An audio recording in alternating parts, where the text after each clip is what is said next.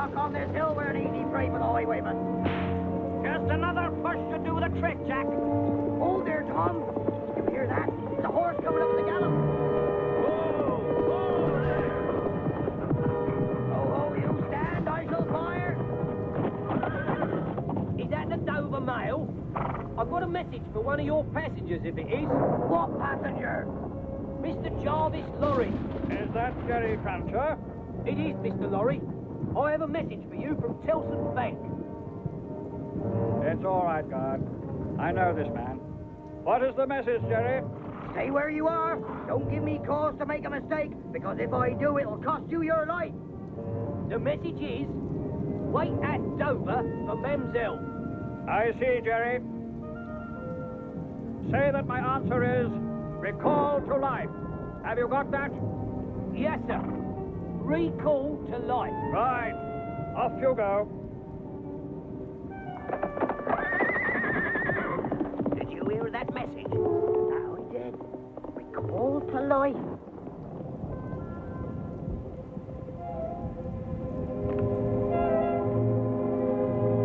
Right, Tom. Get up! Get up! Back there! Get up!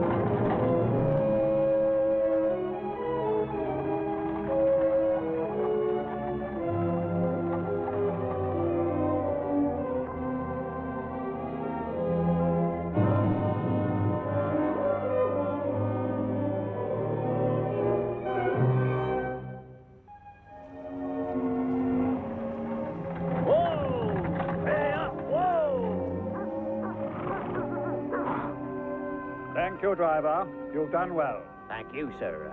You do even better when there'll be no rain. Good evening, sir. Good evening. My name is Jarvis Lorry. Take my luggage up to my room. Yes, sir.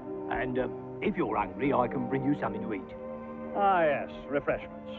And then to business. Oh, landlord, a young lady called Miss Manette is due here shortly. She will ask for the gentleman from Tellson's Bank. Is that Tellson's Bank of London, sir? Yes, it is. Do you know it? Oh, indeed I do, sir. Can I get you anything else, sir? A small glass of port, if you please. Very good, sir. I'll see to that. And a room for the young lady. Mr. Lorry, if you be the gentleman from Tellson's, a young lady has arrived just this minute and would like to see you. Ah, excellent. Show her in.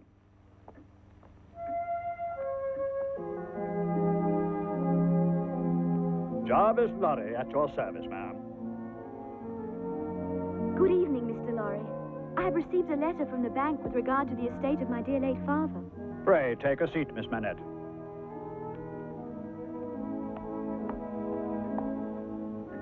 The letter said that a trip to Paris may be necessary to conclude this business. That is so, my dear. It is also necessary to tell you my role in this. I would appreciate that, sir. As an officer of Tellson's, I have been responsible for managing your affairs since you were brought from France as an orphan nearly 20 years ago. That I know, sir. Miss Manette, it was I who brought you to England as a babe in fulfillment of your mother's last wish that you be made a ward of Tellson's Bank. You have grown up, not knowing a great deal about your poor father. I hope that what I have to say won't upset you. I'm anxious to hear your story. I tell of France, where decent people live in fear of a cruel and oppressive aristocracy. For more than 20 years, they have suffered the outrages of a corrupt nobility, which can deprive a man of his life or liberty at a whim. Mr. Lorry, is that what happened to my father? I'm afraid it is. Prepare yourself for a shock, Lucille. We have news of your father's whereabouts. But I thought he was... Yes, he was believed dead. But I'm happy to tell you that that's not so. He has been locked away in the Bastille for all these years. Why, Mr. Lorry? Why? Why in that terrible place? That I cannot answer, my dear. But he is alive and free, although I fear not very well. 20 years in a French prison have affected him very badly. But he is alive. Yes, Lucille, your father is alive. He is staying with a man who once worked for him, a Monsieur Defarge, who owns a wine shop in Paris. Oh. Miss Manette, Miss Manette. Allow me, sir. I am Miss Manette's companion. She will be all right now. I must apologize, madame. Had I known that you were traveling with Miss Manette, I would have asked you to join us. As it is, I am thankful that you arrived when you did.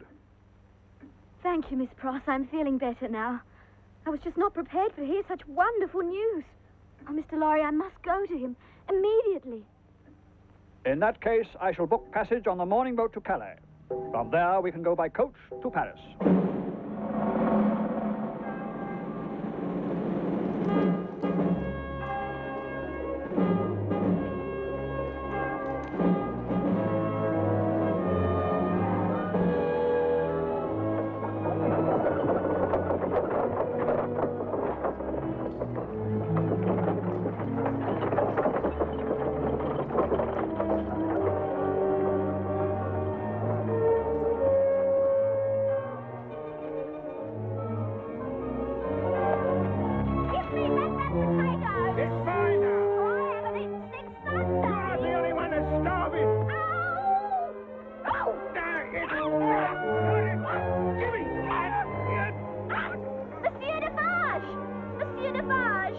What's this? Hard-working people turned into scavengers? Forced to squabble for food in the middle of the street? Give me that. We can't learn to share our good fortune.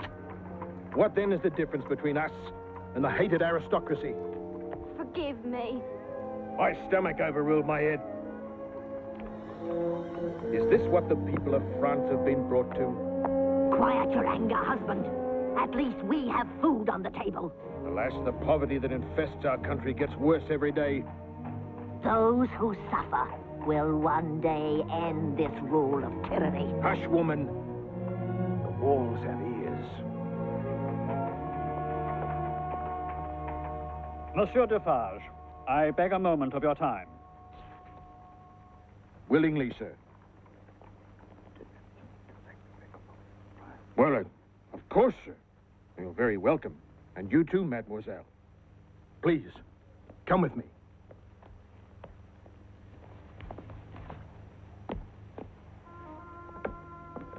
I must warn you both that behind this door is a very sick man. He believes he is still in prison. Is it really necessary to lock him in? The lock is to keep others out. After so many years, too much has changed for an old man. We understand, sir. Understand also, he is not used to people fussing over him.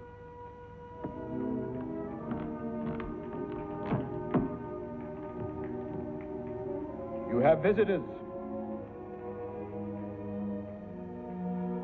What did you say? I said you have visitors.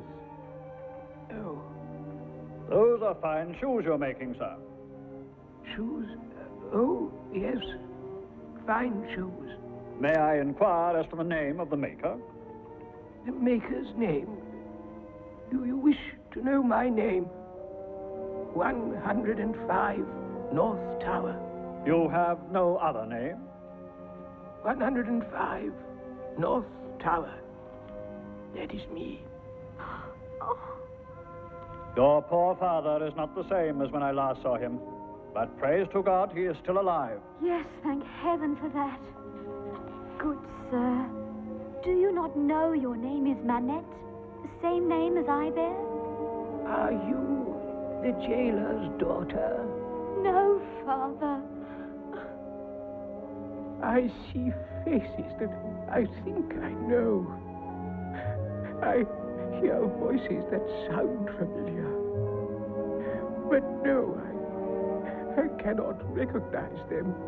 Oh, my dearest dear, your agony is over.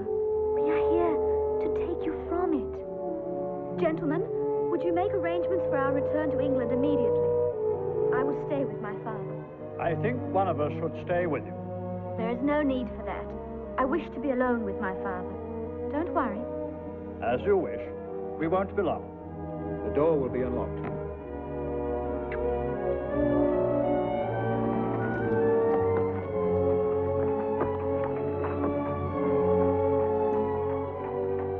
Thank you for all your help, Monsieur Defarge. I did no more than my duty, Miss Manette. Your father was always very good to me. Goodbye, Defarge, and thank you. You have been a loyal friend to Dr. Manette. Adieu, my friends. Now to pick up Miss Frost. She and I will have you well again in no time. I'm afraid it'll take a lot longer than you think, my dear.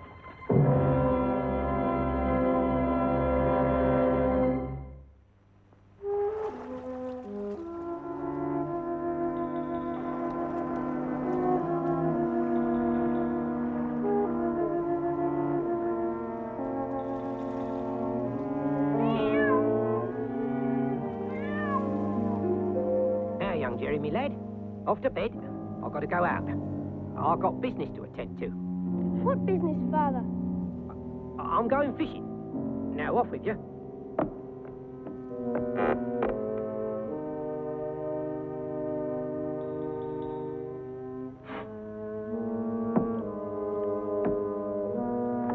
Don't look much like fish and tackle to me.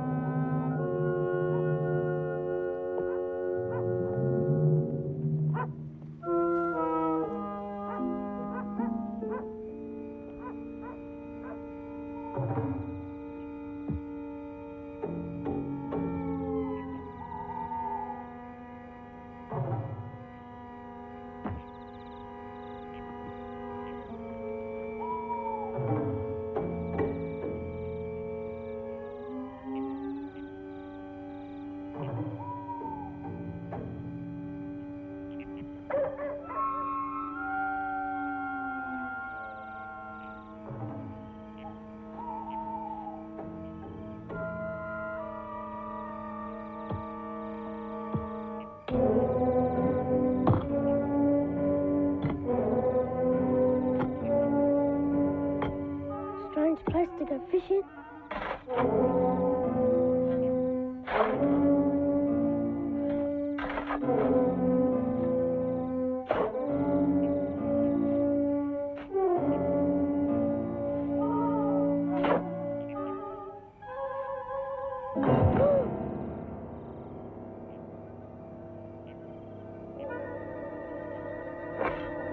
I'd better get home before they see me.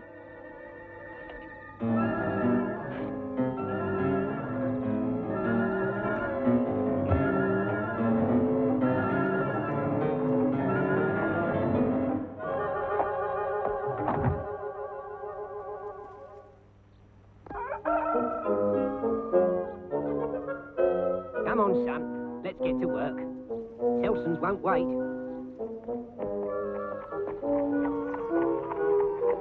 Father, why do you go fishing so often? You're too young to understand the needs of modern medicine, boy. Will you teach me how to fish, Father? When I think you're old enough, son. I saw you fishing last night. You saw me? Yes, in the cemetery. Now listen, young Jerry. What you saw me doing last night was tradesman's work. The doctors need people like me. You don't understand how hard it is to make an honest living these days. Are you honest, Father? Times are hard, my boy.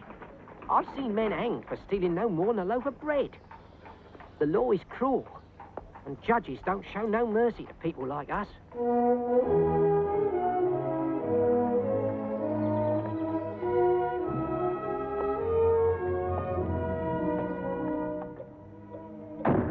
Messenger, Coming, sir. Mr. Lorry requires your services at the Old Bailey. Yes, sir. Go quickly.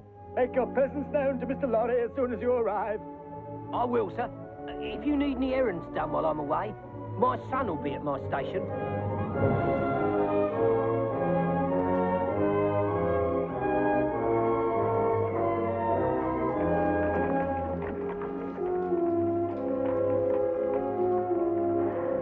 State your business. I'm a messenger. Mr. Lorry sent for me. Enter.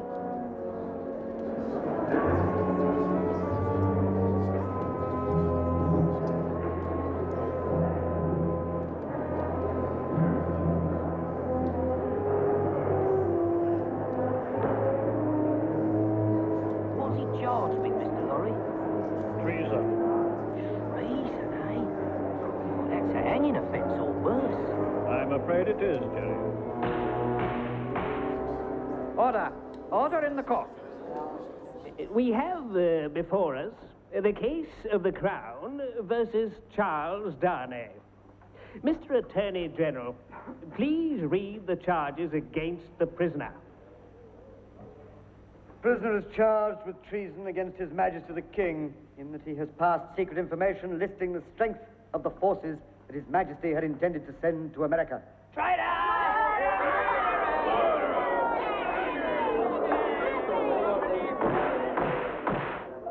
Silence! Silence in this court. The Crown seeks to prove the case against Charles Darney with the evidence we now lay before you.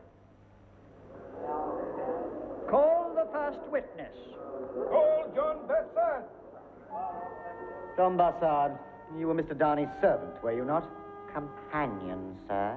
And is it not true that you followed your patriotic duty when you found certain documents in the prisoner's possession? Yes, sir. I reported it to your office. What were those documents? Troop lists, sir. I believe that you had occasion to travel with the prisoner to coastal areas where the troops were billeted whilst awaiting. Your witness, Mr. Stryver. Mr. Barsad, have you ever been a spy?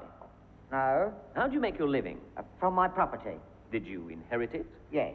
From a relation? Yes. Ever been in prison? Never. My lord, I object to Mr. Stryver's line of questioning. It has no relevance to this case. Your worship, if I may continue, I will demonstrate that this witness is not the honest, upstanding gentleman that Mr. Attorney General would have us believe. I will show that he has been in the employ of someone who wishes to discredit Mr. Darney. Continue, Mr. Stryver. Have you ever been in prison? No. Not even in the debtor's prison? Well, yes. How many times? Once or twice. You, sir, in fact, have been there on 5 or 6 occasions. Have you ever lived by gambling? No more than any other gentleman? Have you ever cheated at dice? Never. Never been thrown downstairs for cheating? I once tripped and fell down of my own accord. Have you ever borrowed money from the prisoner? Yes. Did you pay him back? No. Have you ever been employed by the government? Never. Never been paid for laying traps? Oh, dear, no. Are you sure? Yes. I put it to you, sir, that you were short of funds and fabricated this evidence in order to raise money. That is not true. I'm afraid, sir, we have no way of establishing the truth. But in my opinion, you are an abject liar. I believe there is nothing you wouldn't say to further your own ends. Mr. Lorry, on that Friday in November, were you a passenger on the London to Dover coach? I was. Look now at the prisoner. Was he not on the same coach? There were 2 men on the coach. Both were well wrapped against the cold. I did not see their faces. You returned from France by ship? Yes, I did. Did you see the prisoner on this journey? I saw him board the ship. What time did he arrive at the dock? At a little after midnight. So, at the dark hour of midnight, you saw the prisoner sneak aboard. You try to put words into my mouth. He boarded the ship as an ordinary passenger would. Were you traveling alone? I was in the company of Dr. Manette and his daughter. I should like to call Miss Manette. Miss Manette, please step forward. You are Miss Lucille Manette. Yes, sir. Have you seen the prisoner before? Yes, sir. On the ship you referred to. Was there anyone with him? Yes, there were 2 other men. Did you see them whispering between themselves? I think I may have, but I could hear nothing of what they said. Did you see the prisoner handing papers to these other men? It was very dark. I could see very little. But I think he did. Miss Manette, could you tell the court of your encounter with the prisoner? Oh, sir, I implore you, do not think badly of Mr. Darney. He cannot be guilty of this crime. That is for the court to decide. I ask you again to describe the events of that night. When the gentleman came You on... mean the prisoner, Miss Manette? As you wish, sir. The prisoner came on board.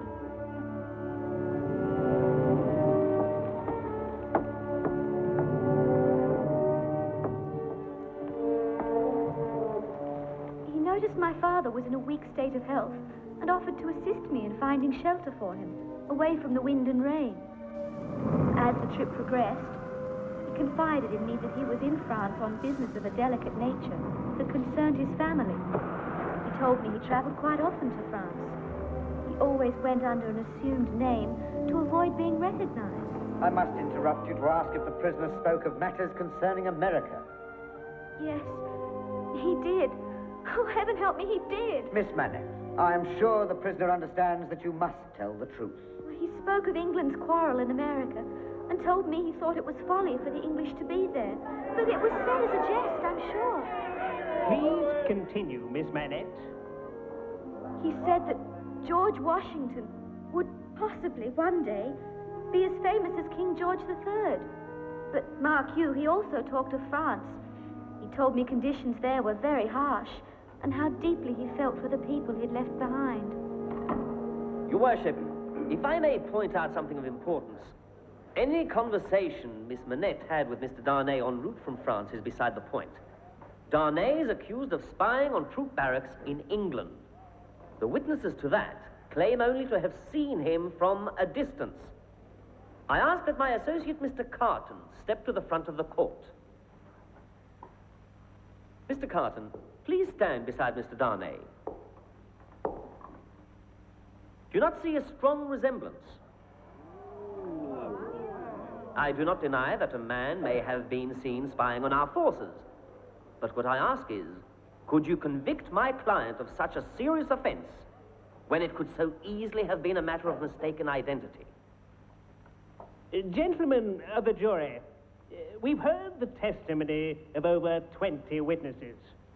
The Attorney General has put forward a persuasive argument, which unfortunately relies too much, in my opinion, on circumstance and supposition.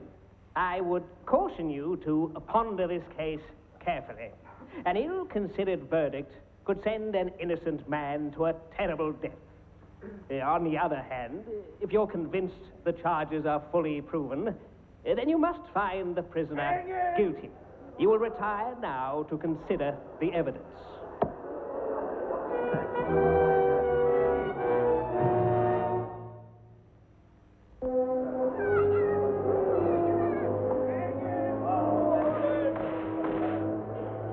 The prisoner will stand. Gentlemen of the jury, have you reached a verdict? We have, Your Worship. How do you find the accused, Charles Darney? Guilty or not guilty? Not guilty, Your Worship. Silence! Silence in this court. Charles Darney, you are free to go. This court is now dismissed.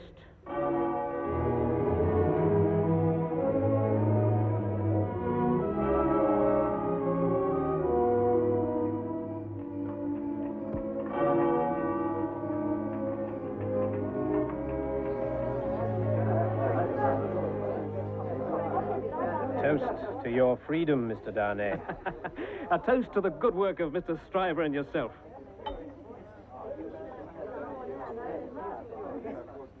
Without your observations, I am sure the jury would have believed all those lies. Another mug of ale? Not for me, sir. I'm afraid the excitement of these past few weeks has weighed heavily upon me. Forgive me. I understand. But I must beg of you one more toast.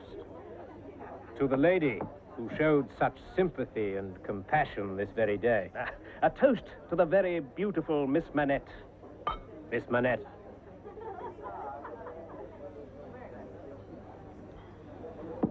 I have a question. Do you think I like you? No, I don't think you do. Do you think I'm drunk? I think that you have been drinking. And you shall know why. I care for no man on earth. And no man cares for me. Much to be regretted. I think it is time for you to leave.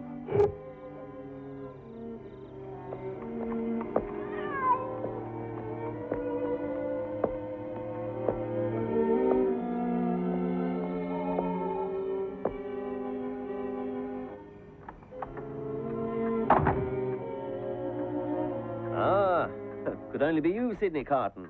Come in from the night. We had luck in court today, sir. Not luck, Sidney. That case was won on your astute observation. Had you not noticed your own likeness to Darney, things might well have been different. That could be so. Sidney, with your lack of drive and ambition, you are a wasted man. It has always been my way. I doubt that I shall change. Meanwhile, as you assist me in becoming one of the leaders of our profession, you sit in the background. Let me confide in you, sir. I do have one ambition. Oh, a happy surprise. And what is the nature of this ambition? Not what, sir, but whom. You intrigue me. I have it in my mind to seek the friendship of the old doctor's beautiful daughter. Miss Manette? Yes, Mr. Stryver. That is my only ambition. Then I wish you all success, Sidney. But for the moment, we have work before us. And the hour is late.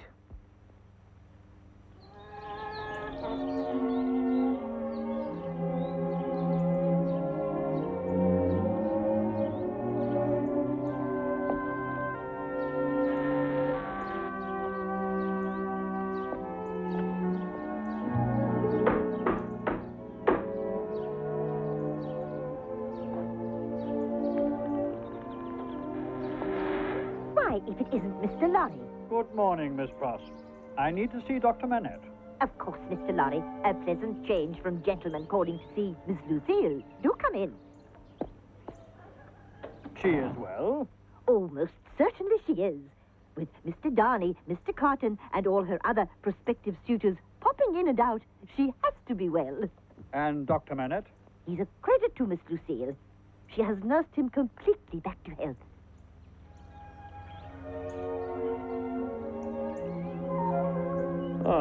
I thank you for a delicious meal. Yes, indeed. Miss Pross makes a habit of spoiling us. Yeah, this is interesting. During renovations at the Tower of London, some papers written by a prisoner years ago have been found.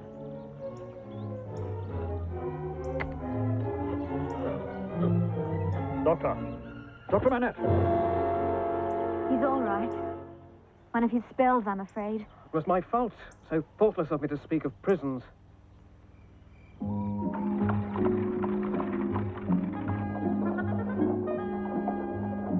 I was relieved the doctor recovered so quickly.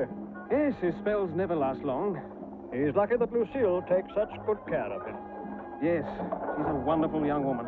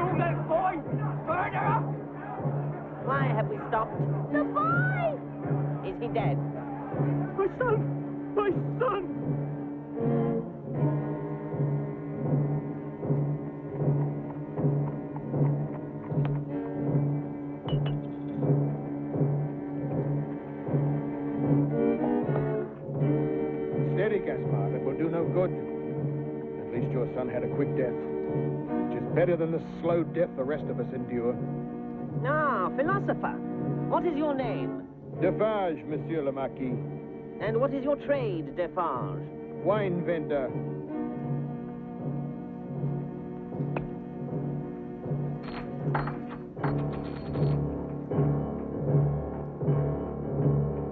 Spend that as you will, vendor of wine. I trust the horse is not injured. Then proceed.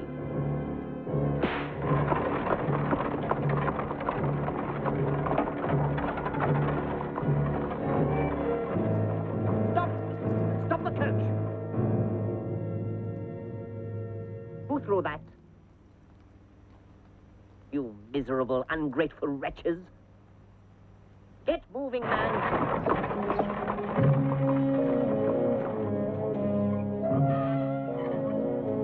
Help us, monsieur. My family is starving. Please help us, Monsieur le Marquis. Out of my way, scum. They starve because they don't deserve to live.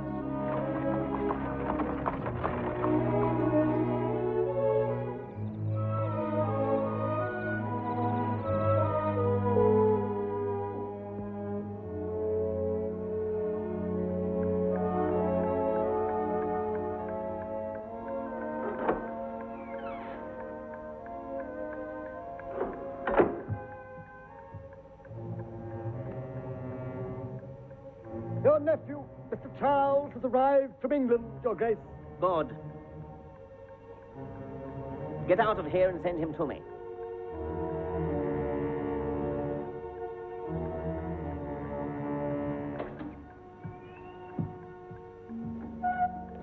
Charles, you had a pleasant journey, I hope?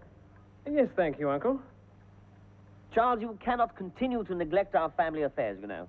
When will you stop all this travel and assume the responsibility of your birthright?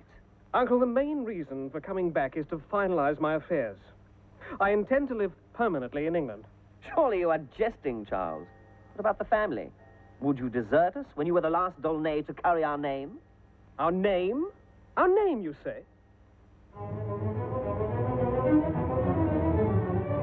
You must know that our name is detested from one end of France to the other. I can no longer bear that which perpetuates poverty for the majority and wealth for but a privileged few. You're a foolish young man who has not yet learnt the ways of these people. But I do know, Uncle. I know them as people who want only to be allowed to live with dignity and self-respect, and not like shackled slaves. You're a fool, Charles. What sort of life awaits you in England? How will you pay your way? I'm not too proud to find useful employment. Charles, remember you are Darney, not a common working man.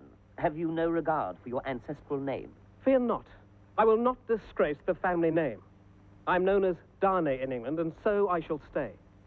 I renounce my title, property, and all claim to the Darney fortune. Then get out of my sight. You disgust me. I shall be gone from this house by morning.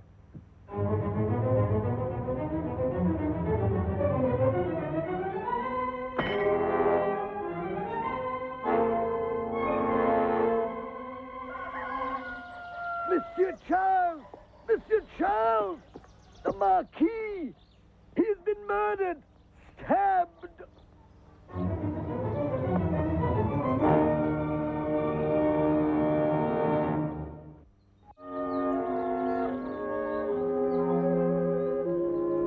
My dear Darney, welcome, welcome. Thank you, Dr. Manette. I'm so pleased to be back in England again. You were away so long, we were getting concerned about you. I was delayed by a death in the family. Doctor, I wish to speak to you on a matter of great delicacy. Does this matter concern my daughter, Lucille? Yes, I wish to tell you how deeply I love her. I want to marry her.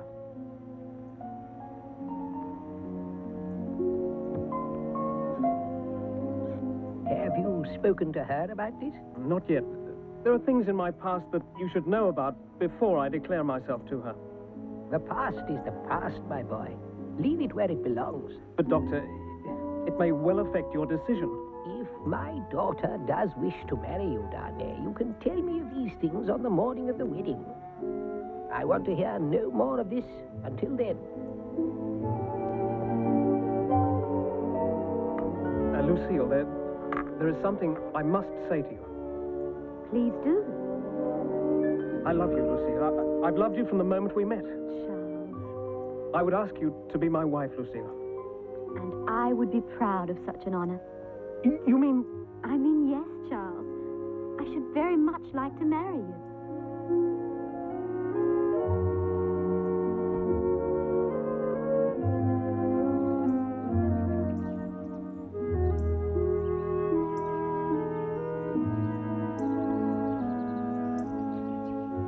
Forgive me for being so direct, Miss Lucille. I know no other way.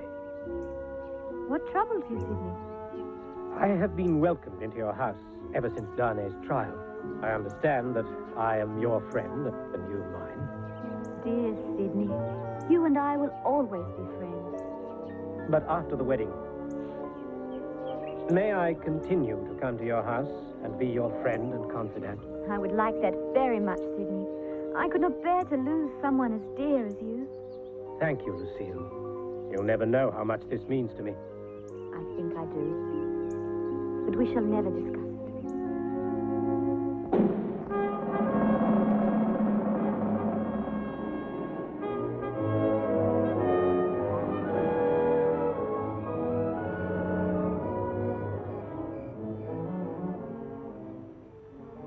I tell you, we must act now. Every day, more and more citizens are being thrown into prison, whipped and tortured for no reason at all. If we don't do something soon, they will destroy what little spirit is left in the people. Steady, Jacques. The time draws near. If we move now before we are properly organized, our revolution will fail. I have the names of hundreds of the pigs and their families knitted into my little register. Fear not, my friend. The people will have their revenge. Listen to my husband. He is wise in these matters. Wait, you say? Wait while more citizens are killed for sport? Wait while fellow patriots rot in the cells of the Bastille? Quiet, Jacques. There are spies everywhere. Now, I know you're ready to fight, even to the death. But not until our comrades are prepared. You're right. We will wait. We will be careful with our words. We will drink now.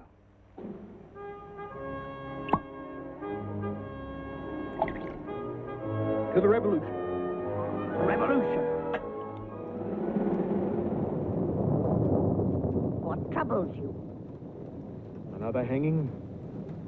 Do you remember Gaspard, whose son was run over by the Marquis in his coach? For pity, yes, I do. He was accused of the murder of the Marquis. They hanged him this morning. There was no trial.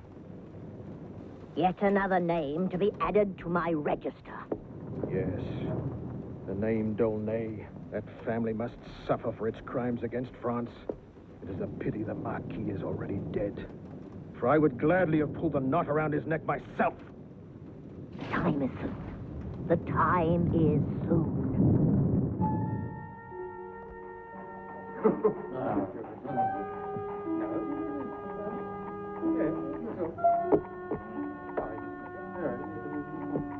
Good morning. Morning. Glass of cognac, please. You knit well, madam. What are you knitting? Nothing in particular.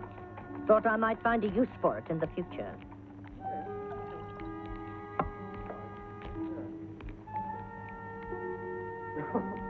I believe we have a mutual friend in England. And who might that be? Dr. Alexander Manette. I believe he rested in your home after he was released from prison. What else do you know of him? He and his daughter are particularly good friends of mine. As a matter of fact, I am to attend a wedding soon. Indeed. Lucille is to be married to the nephew of the late Marquis Darney. He now calls himself Charles Darney. This is of little concern to us. I see. Oh, well, I must be off. Good day to you. And to you, too. He's one of the spies we've been told of. They call him John Bassett. That news is very disturbing. I only hope the two of them choose to remain in England. They are not safe in France from this day on.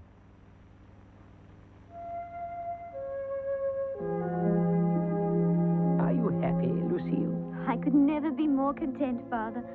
Tomorrow I shall be Mrs. Charles Darney. Do you like Charles, Father? As my own son, Lucille. I look forward to him being part of our family. Good night, sweet Father. You have made me very happy. Good night, my dear child. We are nearly ready, Mr. Lorry, but the doctor and Charles are still engaged in conversation. Perhaps the groom has second thoughts. Oh, this is no laughing matter. They have been there for nearly an hour. If they don't come out soon, we'll be late for the wedding. Calm down, Miss Pross. Here's the groom now. Oh, thanks be. Are you ready, Mr. Darney? Yes.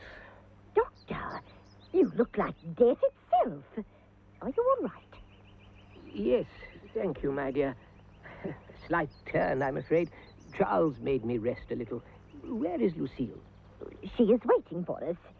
Are you sure you're all right, Doctor? Yes. Come along now.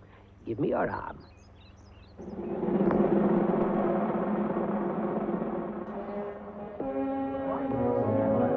Morning, Defarge. Yes, it is a good morning, Jacques. The wine you ordered is at the back of the shop.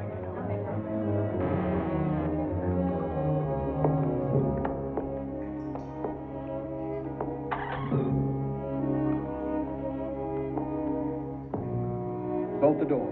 I'll open the crates.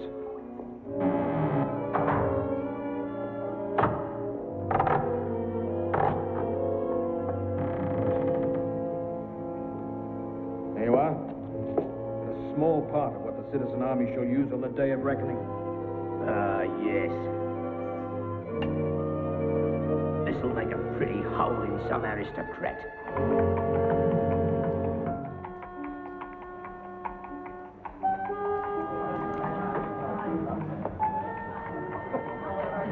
Good morning, Madame Defarge. Is your husband at home? No, sir, he is not. Well, can you tell me where he may be found? I do not ask my husband's business, as I do not ask you yours.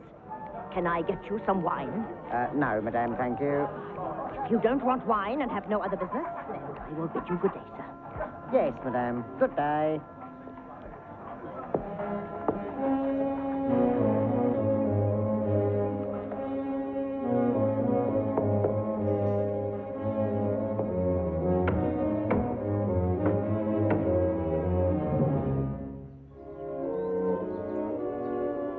Glad to see you back, Darney. You look well.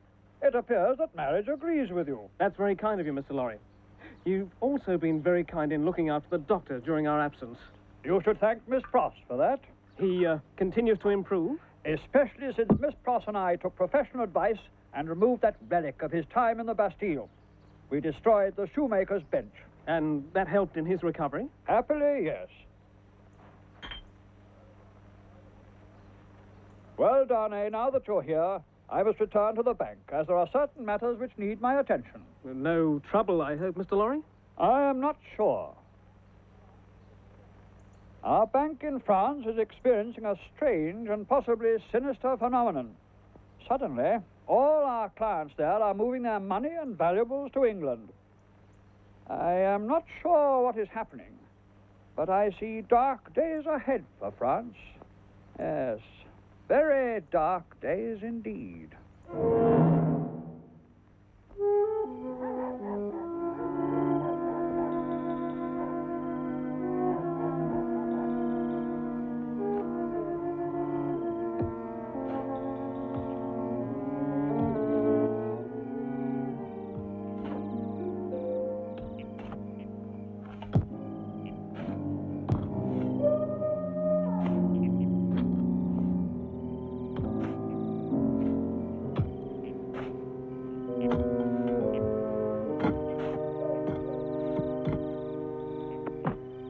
Right, lads. Let's get our catch out of here and over to the surgeon.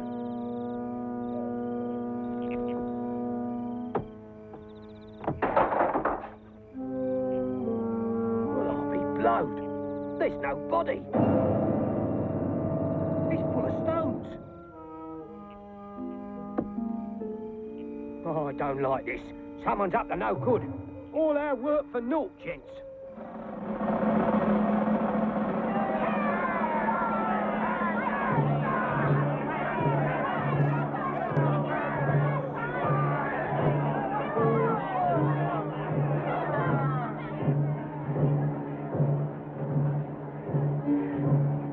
Take this, comrade.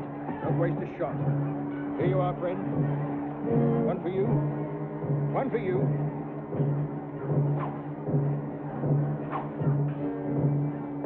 You two. You go to the front. You lead the way to the Bastille.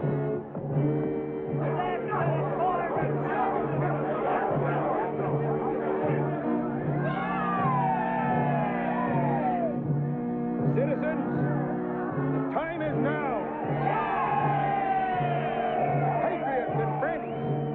Are we ready?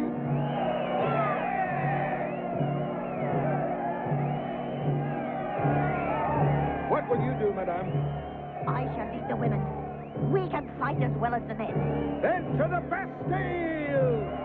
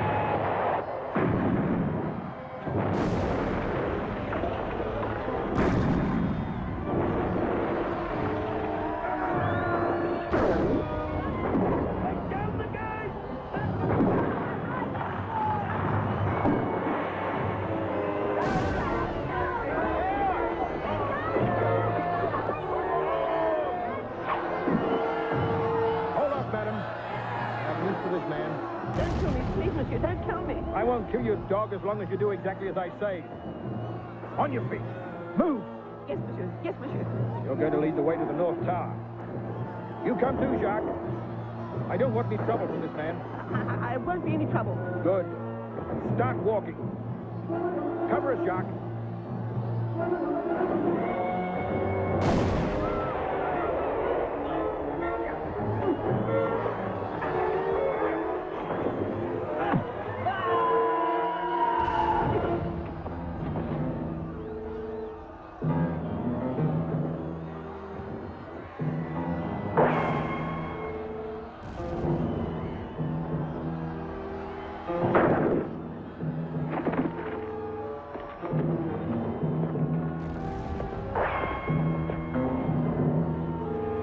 Good work, Jacques.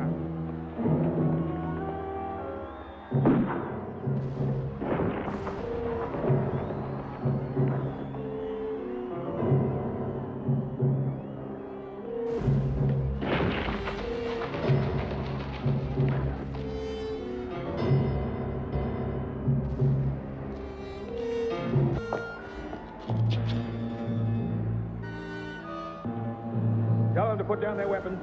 You heard what he said. Drop them. You stay here and keep these men quiet.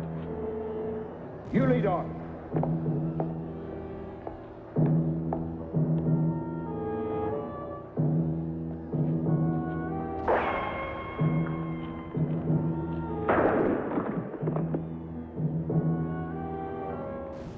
Hold your fire. It's me, Ernest Defarge. What are you doing in the North Tower? I want to find Dr. Manette's old self. For what reason? I don't need to tell you that. Which one is it? Number 105. It's down the end of the passage. Thank you, comrade. This is it, monsieur. Get inside.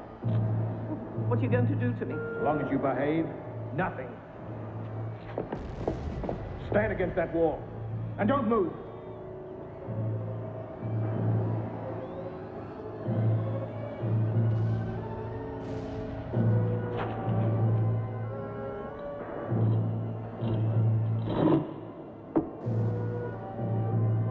be it. Yes, it is. I finish with you now. Oh, please, monsieur, don't kill me. I don't intend to. Instead, I'll show you what it was like for Dr. Manette.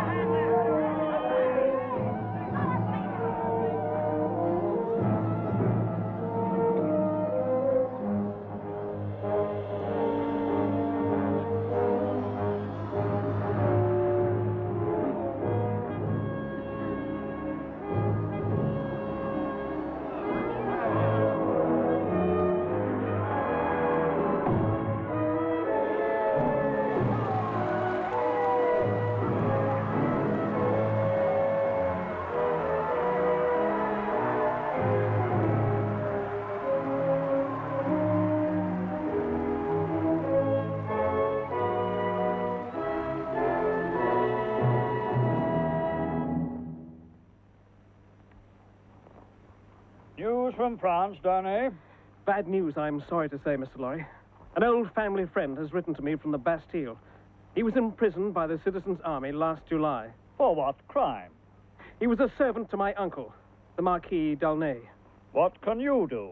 I don't know yet, but I must go to France to get him released. As you know, I have been there recently, and in fact will return soon on bank business. It's safe enough for me, but for you... I know the dangers, Mr. Lorry, but it's my duty to help Gabelle. He has no other to turn to for assistance. What of your wife? She will remain here with Miss Pross. Then why don't you travel with me? I would enjoy the company. Done, Mr. Lorry. When do you leave? The day after tomorrow. Jerry Cruncher can make the arrangements. He's coming with us. Another day in court. Another win for us. We won nothing but justice. The man was not guilty, anyone could see that.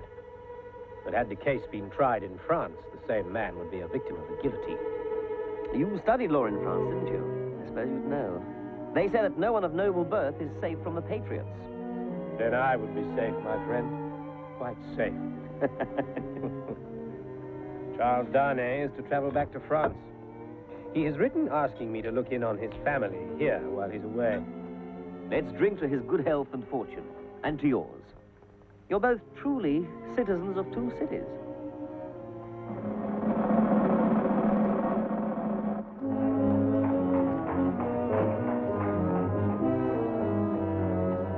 Take care, Darney. The people are not too choosy about whom they attack. I have nothing to fear, Mr. Lorry. My journey is one of mercy.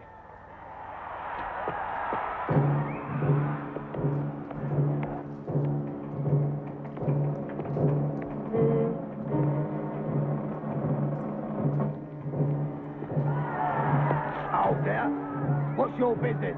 I have a letter here, citizen, that will explain my mission. You can explain it to Citizen Defarge in there. Your papers?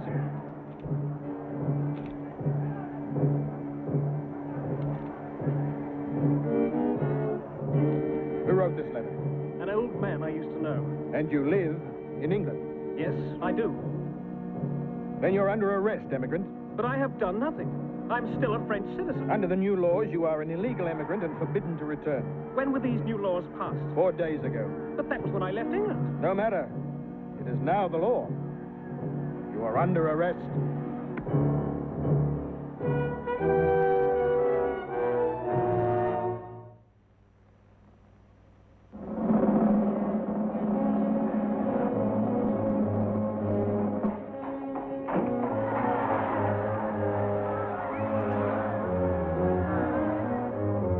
Good thing you could get here so quickly. Mr. Lorry, where is Charles? In a prison not too far from here. Is he in good health? I haven't been allowed to see him, but I had a message to say that he's as well as can be, all things considered. But what are they going to do with him? Don't worry, my dear. I'll think of some way to get him released.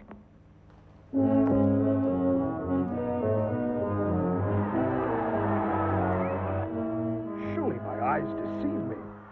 It is Dr. Manette, is it not? Yes, it is, Ernest. How are you, my friend? I am well, Doctor, and pleased to see you in such good health. Allow me. Thank you, Ernest. Tell me, what has brought you to Paris? My son-in-law has been imprisoned here. Charles Darney? You know him? He was brought to me as an illegal immigrant. Under the new laws, he must answer this charge in court. What can I do to help him? After your suffering at the hands of the aristocrats, perhaps you could speak on his behalf. Your pleas might carry some weight. I shall try that. I saw old Dr. Manette today. He's come here to try to help Darney, and he's brought Lucie with him. He shouldn't have bothered. Nothing can save that man from the guillotine. You women are all obsessed with that dreadful contraption. We are only obsessed with justice. I like to see those fine bodies separated from their heads. You'll be there again in the morning, I suppose? Of course I will.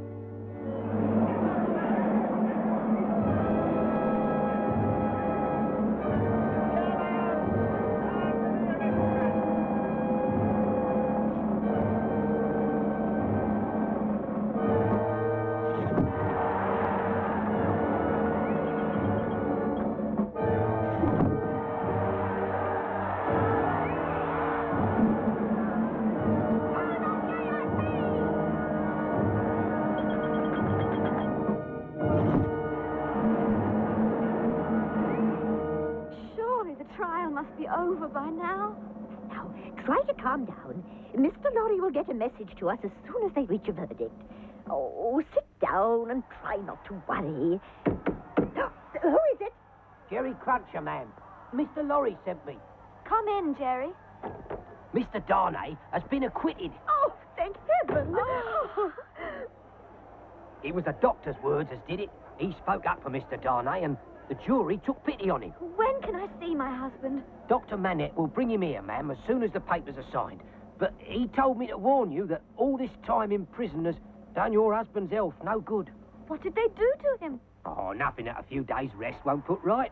Oh, we thank you for delivering this message, sir. And our thanks, too, to Mr. Lorry. I'll tell him that, ma'am. Good day.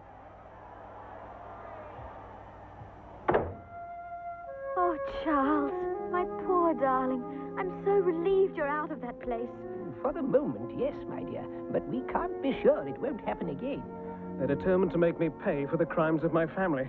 But there can be no guilt attached to you. My guilt is that I was born into the aristocracy. They will never forgive me for this. And now that I've been freed of the first charge, they'll try even harder. That is true. We must arrange to leave France as soon as you are well enough to travel. And that won't be before you've eaten a few decent meals.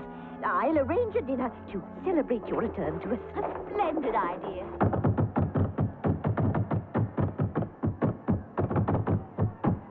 Out of my way, English hag. I beg your pardon? What is the meaning of this outrage? That's him. Arrest that man. No! You must be mistaken. Keep out of this. Am I again to be a prisoner? You will appear before the tribunal tomorrow. What crime is he charged with?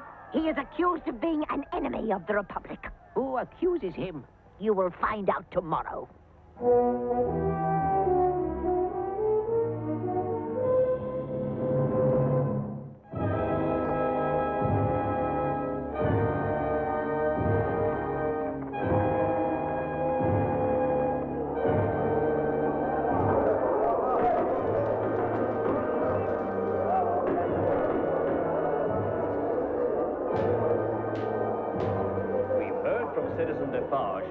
That the man who calls himself Charles Darney is in fact Charles Evremond D'Aulnay, nephew of the deceased Marquis D'Aulnay.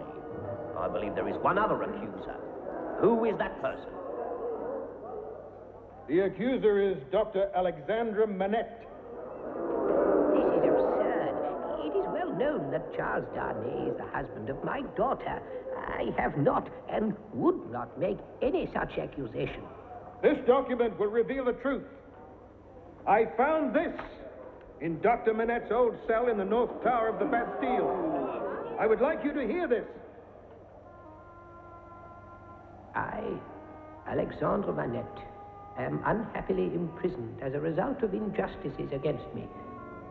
I was called one evening to the chateau of the family Darney.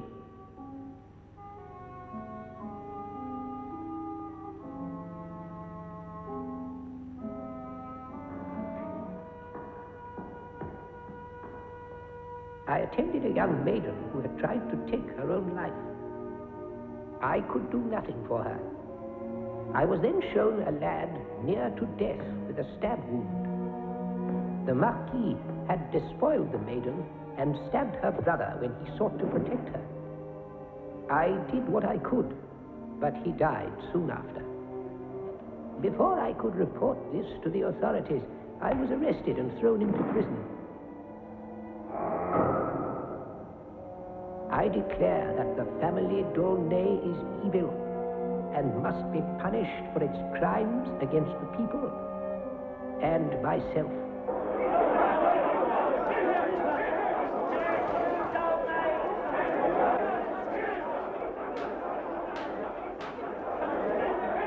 Charles Evremond Darney, now called Charles Darney. You heard the evidence against you. Have you anything to say? I admit I'm a Darney, but I had nothing to do with the atrocities described before you. They were crimes of my dead uncle, whose name I rejected many years ago. I renounced all claims to title and fortune in disgust at the behavior of the Darney family and its crimes against the people of France. Charles Darney, you have admitted to being a member of the accused family. You are sentenced to die on the guillotine 2 weeks from this day. You will be confined in the Bastille until the day of your death.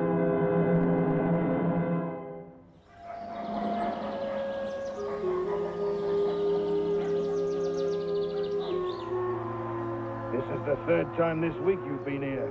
You've never seen from here. No matter if I see him, it's more important that he sees me. 52 today. 52 what? Heads. 52 heads taken off by Madame la Guillotine today. I'll thank you to keep such information to yourself. This is my little guillotine. If those logs were aristocrats, I'd have France rid of them all within a week.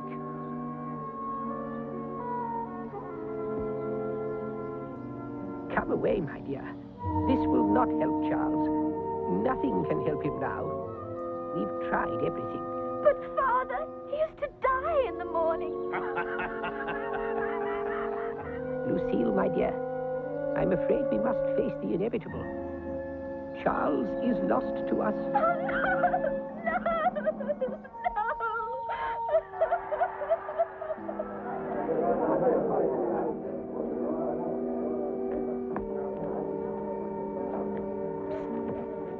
Oh, Mr. Carton, you nearly scared me to death. Calm down, Jerry. What are you doing here, sir? I hope to help Jerry. Not much you can do, sir.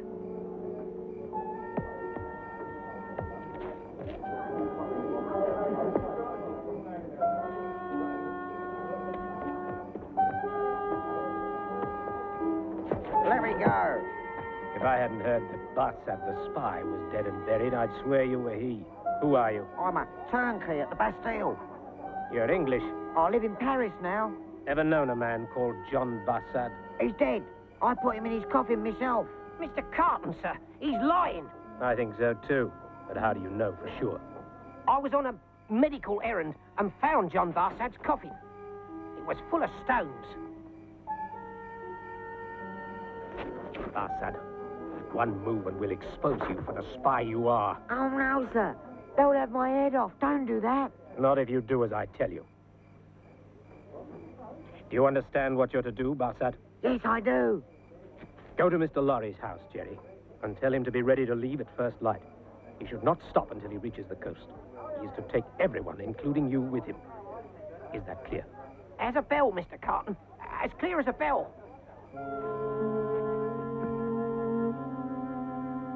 Poor, brave Carton. Please God he can do it. I really hope he can, Jerry. I think he's taking a terrible risk. And with no guarantee that it will work. If they find him there, there'll be 2 heads removed instead of just 1. It seems so wrong that even one man should die. particularly when the both of them are innocent. God knows that, Mr. Lorry.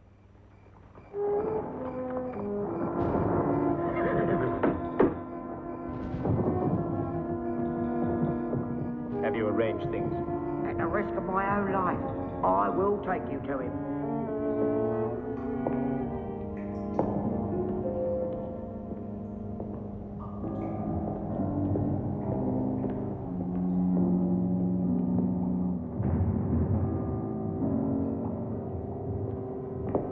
It's as far as I go. As you wish. Unlock the door.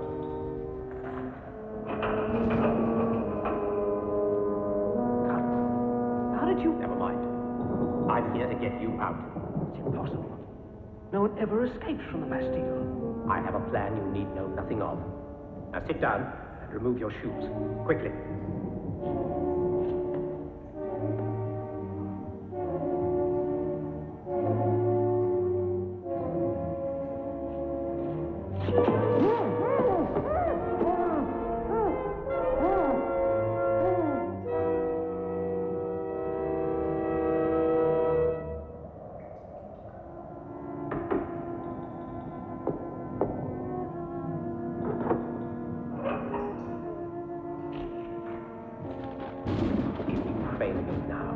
I shall denounce you as a traitor to the revolution. And you must keep your part of the bargain. If they find out I've helped you... You just get into the coach waiting outside. If anyone stops you, just say that he has been overcome with grief after visiting his condemned friend. And you will go to the guillotine in his place? Yes. Why? That is my business. Spy.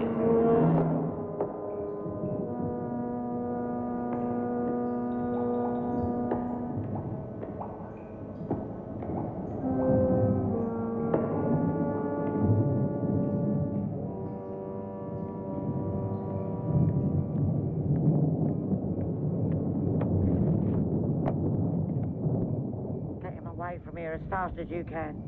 Have no fear about that.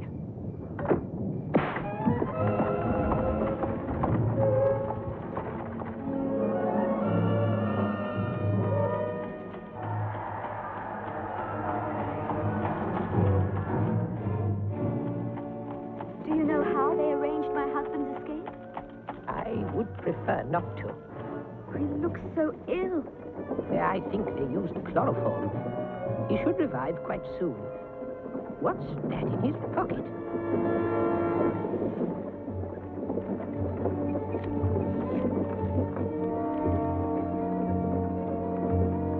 If you remember the words that passed between us, you will understand why I do this. Oh, Sidney! Oh, God, help poor dear Sidney! He offered his life in exchange for our happiness. Oh! Oh!